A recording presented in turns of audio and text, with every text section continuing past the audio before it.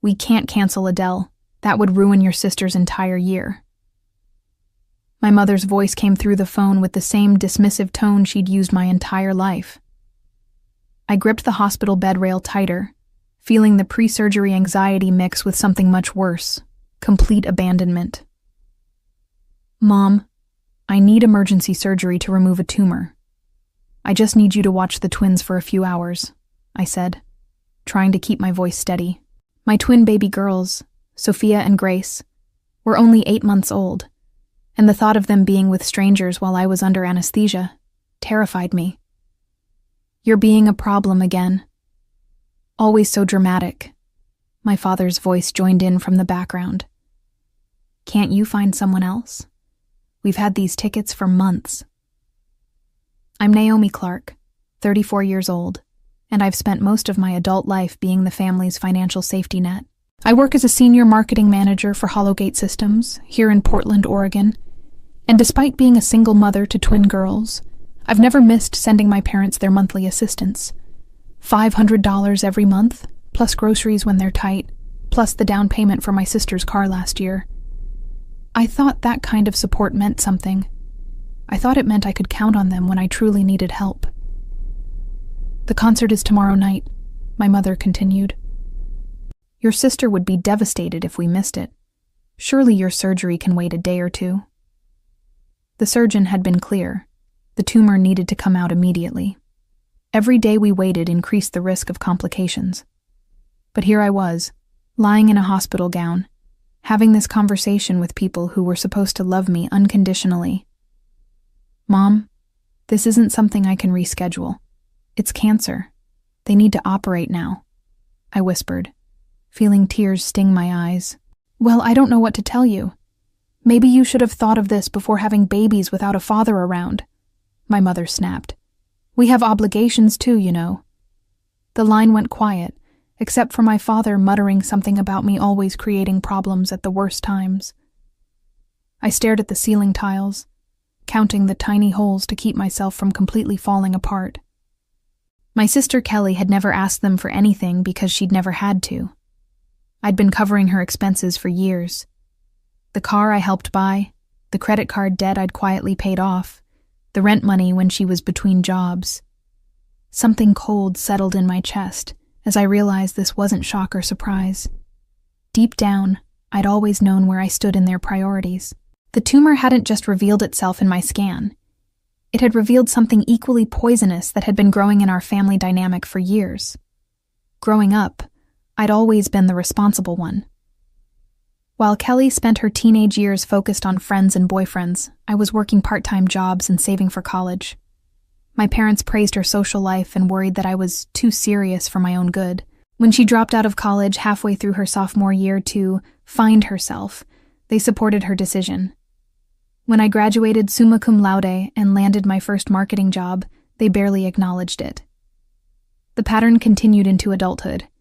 When my parents faced foreclosure 3 years ago, I'd liquidated my entire emergency fund to help them keep the house. When Kelly needed a car for her new job, I'd covered the down payment without hesitation. Every birthday, every holiday, every family crisis, I was the one they called. Not to check on me, but to ask what I could contribute. Even when I got pregnant with the twins through IVF, deciding to become a single mother by choice, my parents' first concern wasn't my health or happiness. It was whether I'd still be able to help out financially with babies to support. I'd assured them I would, and I'd kept that promise even through the exhausting early months of twin motherhood. "Naomi always lands on her feet," my mother would tell people, as if my stability was effortless rather than carefully built through sacrifice and hard work. "She's got that good job, and everything figured out." What they didn't see were the nights I'd stayed up until 2 a.m., working after the babies finally fell asleep, making sure I could cover my own bills and theirs. They didn't see me eating cereal for dinner so I could afford to send them grocery money. They didn't see me postponing my own medical checkups because I was stretched so thin. But I justified it all by telling myself that family was everything. That blood meant something. That if I ever truly needed them, they'd be there for me the way I'd been there for them. The surgeon knocked on my door, pulling me from my memories. "Miss Clark, we're ready to take you into surgery now. Is your childcare situation sorted out?" I nodded, having spent the last hour arranging for a professional babysitter through an emergency service. It cost more than I could afford, but I had no choice. "Yes, everything's arranged." "Good. Your neighbor seems very reliable," he said, consulting his chart. "Mrs. Patterson, right? She's been asking about you." I almost corrected him, then realized it didn't matter. The elderly woman next door had shown more concern for my well-being in the past hour than my own parents had shown in years. Maybe that said everything I needed to know about who my real family was. The anesthesia had worn off by evening, leaving me groggy but aware of the hollow ache in my chest that had nothing to do with the surgery. The tumor was gone. Benign, thankfully. But the emotional wound my parents had inflicted felt raw and infected. I stared at my phone for an hour before finally checking my messages. Nothing from my parents, not even a text asking if I'd survived the surgery. But there were 3 messages from my sister Kelly, each one more excited than the last about the Adele concert. Photos of her outfit, videos of her and my parents getting ready, updates about their seats. In the final video, I could hear my mother in the background saying, "Naomi will be fine. She always is." The nurse came in to check my vitals and found me crying. "Are you in pain? I can increase your medication." "No," I said, wiping my eyes. "It's not that kind of pain." When I was discharged the next morning, I called the babysitter to arrange pickup of the twins. Mrs. Patterson had apparently been checking on them every few hours, and the sitter reported that Sophia and Grace were perfectly content.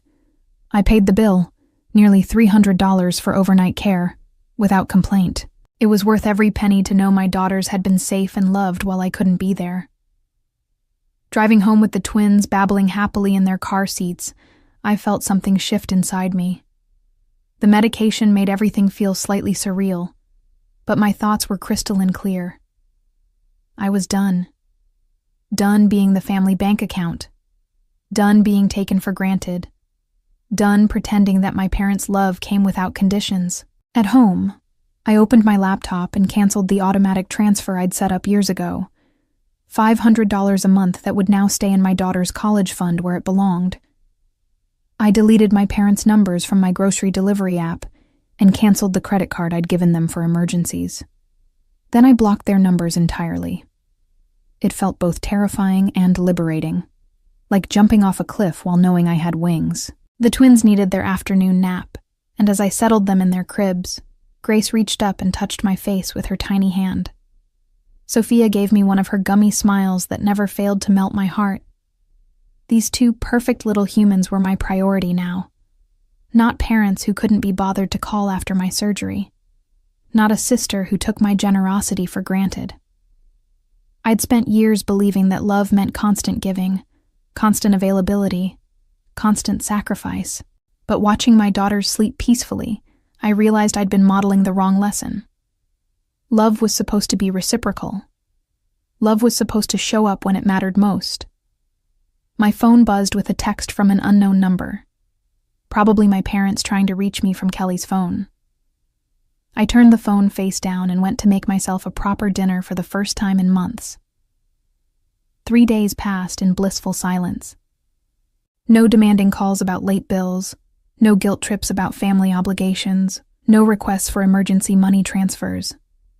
I focused entirely on healing and caring for Sophia and Grace, discovering what life felt like when I wasn't constantly worried about everyone else's problems.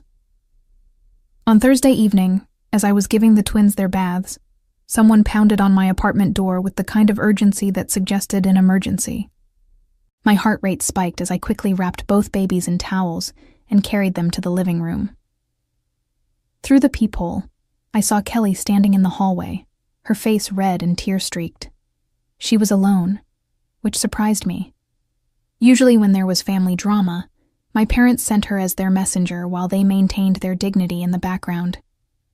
"Naomi, I know you're in there," she called out. "Please, we need to talk. Something terrible has happened." I considered ignoring her, But Sophia started crying at the loud noise, and I didn't want to upset the babies. I cracked the door open, keeping the chain lock engaged. "What do you want, Kelly?" "Can I come in, please? I've been calling and texting for 2 days.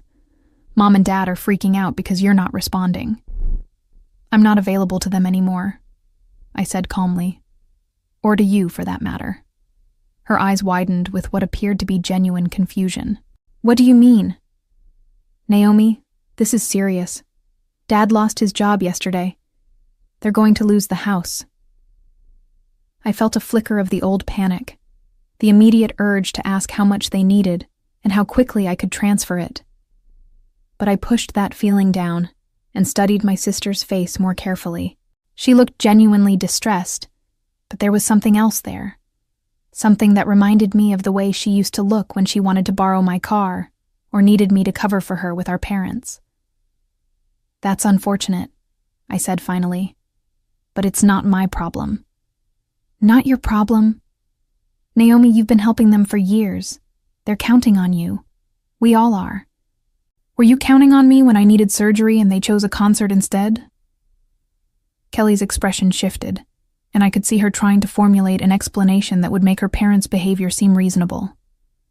"That was different. They had those tickets for months and your surgery turned out fine anyway. You're being dramatic about this." The word dramatic hit me like a physical blow. It was the same word my father had used, the same dismissive attitude that had characterized my entire relationship with my family. Even now, even after everything, they couldn't acknowledge that they'd done anything wrong. "I had emergency surgery to remove a tumor, and instead of watching my children, they went to a concert," I said slowly. "And I'm the one being dramatic? You know Mom has anxiety about medical stuff. And they really did have those tickets. Stop." I held up my hand. "Just stop. I don't want to hear explanations or excuses. I'm done subsidizing people who can't be bothered to show up when I need them." Kelly's mask finally slipped completely. "You can't just abandon your family because of one misunderstanding. What kind of person does that?" "Mom and Dad are scared, Naomi. They don't know what they're going to do without your help. They should have thought of that before treating me like a bank account instead of a daughter." I started to close the door, but Kelly pushed against it. "Wait, what if Dad apologizes? What if they both apologize? Would you consider helping then?" The desperation in her voice was almost pathetic. But what struck me most was the transactional nature of her proposal. Not that they were sorry for hurting me, but that they might be willing to say sorry if it meant the money would start flowing again. "This isn't about apologies," I said, stepping back from the door. "This is about finally seeing who you all really are." Kelly's face crumpled. "We're your family, Naomi. We love you. You know that, right?" "No," I said quietly. "You love what I provide. There's a difference." I could see her trying to process this, her mind working to find the right words to change my mind. But instead of reflecting on the truth of what I'd said, she shifted into attack mode. "You're being selfish," she said, her voice rising. "You make good money. You don't have a husband to support, and you've always been fine taking care of everyone. Why are you changing the rules now?" The casual cruelty of her words, the implication that being a single mother made my financial struggles less valid, that my success meant I owed them something, crystallized everything I'd been feeling. This wasn't a misunderstanding or a communication issue. This was who they were, and who they'd always been. "I'm changing the rules because I finally realized I've been playing a rigged game," I said. "And I'm done losing." I closed the door and turned the deadbolt, ignoring Kelly's continued knocking and pleading.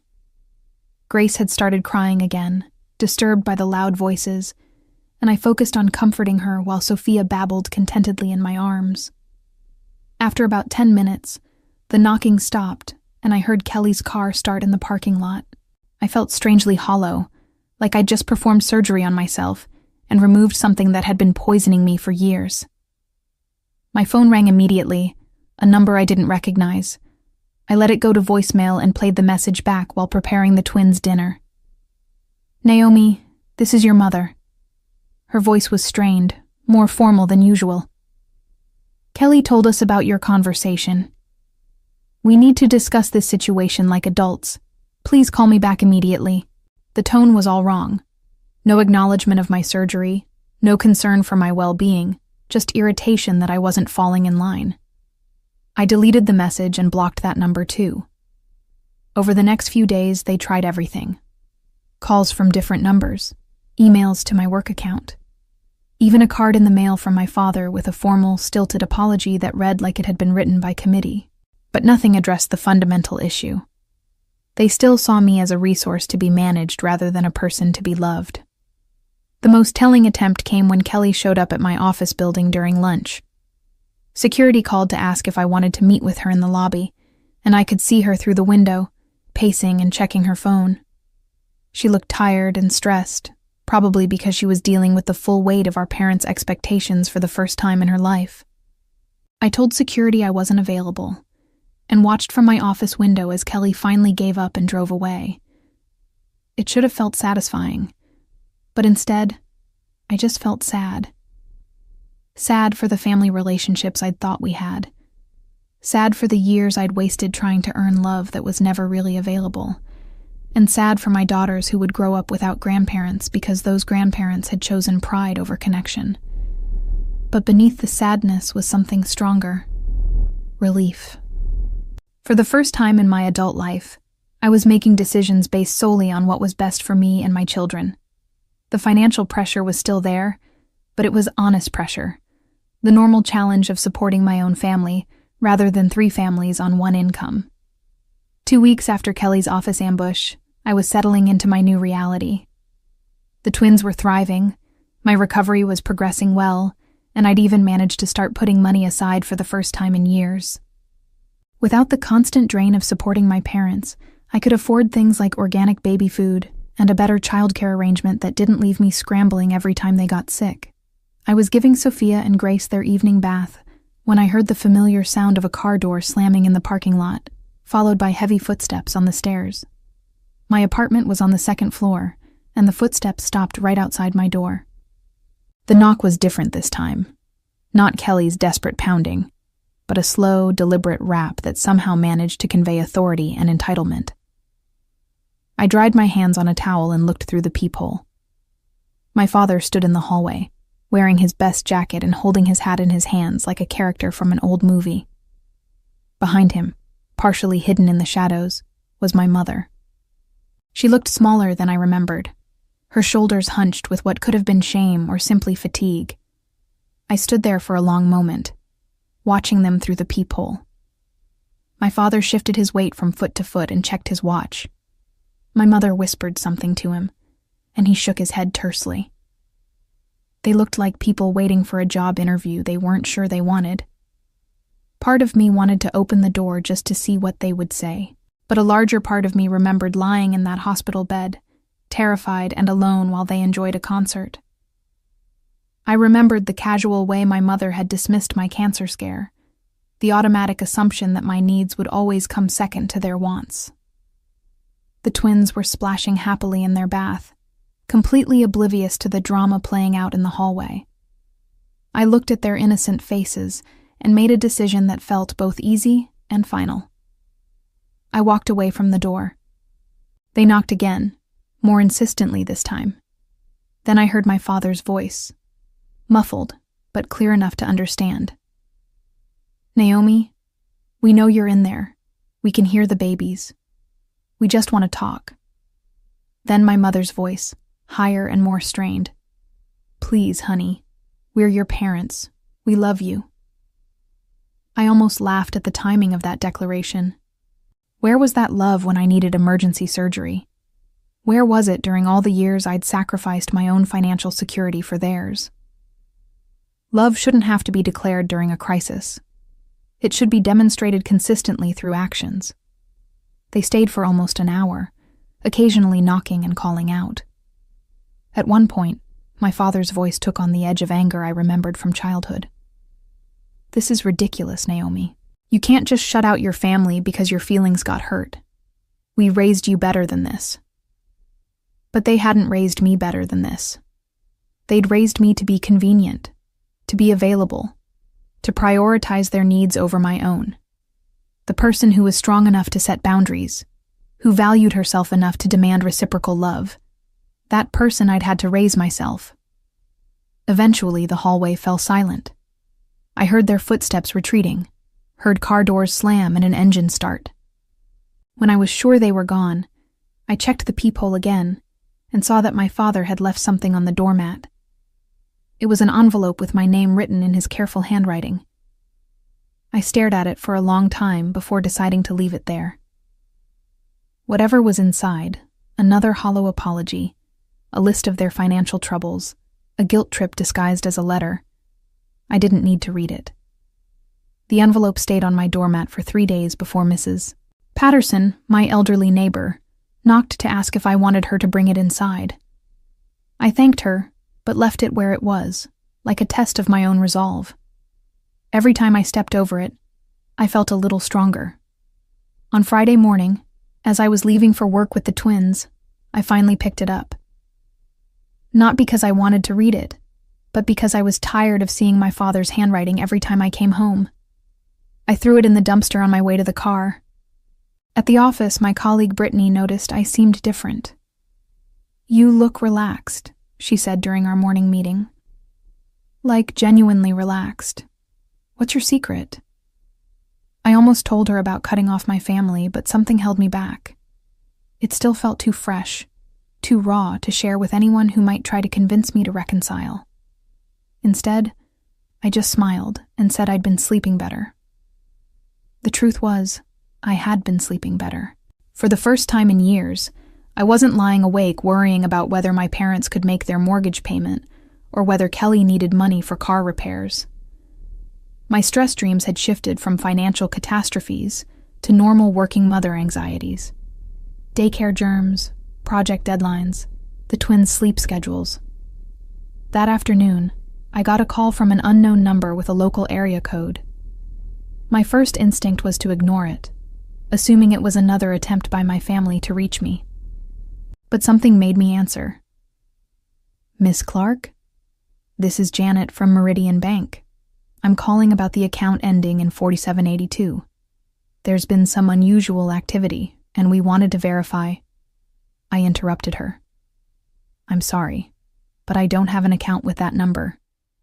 The account is listed under Thomas Clark and Margaret Clark, but you're listed as an authorized user and emergency contact." My parents' account. The one I'd removed myself from years ago, or so I thought. "I need to be removed from that account immediately," I told Janet. "I'm no longer associated with those account holders in any capacity." "Of course, Miss Clark. I can process that removal right away. But I should let you know, the account is significantly overdrawn, and there have been several returned payment attempts this week. As the emergency contact, you would normally be notified. I don't want to be notified about anything related to that account," I said firmly. "Please remove all my information and don't contact me again about their financial situation." After I hung up, I sat in my office chair feeling oddly detached from the news. A few months ago, hearing that my parents were in financial trouble would have sent me into immediate crisis mode. I would have been calculating how much I could transfer, what bills I could delay, how I could solve their problem before it got worse. Now, I felt nothing but a mild curiosity about how long it had taken them to drain their account without my monthly contributions. 3 weeks, apparently. That told me everything I needed to know about how they'd been managing their money all these years. My phone buzzed with a text from another unknown number. "Naomi, this is Kelly. Mom and Dad's electricity got shut off. They're staying with me, but my landlord says they can't stay long. Can we please talk?" I deleted the message without responding. Then I did something I hadn't done in years.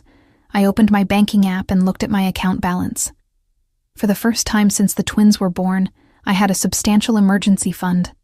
Money that was mine, earmarked for my daughter's future instead of my parents' poor financial decisions. I smiled and put my phone away. The cycle was finally broken, and it felt like freedom. Looking back, I realized that sometimes the greatest act of love toward yourself is walking away from people who only love what you can give them. And I had finally learned that lesson well enough to protect my daughters from repeating my mistakes.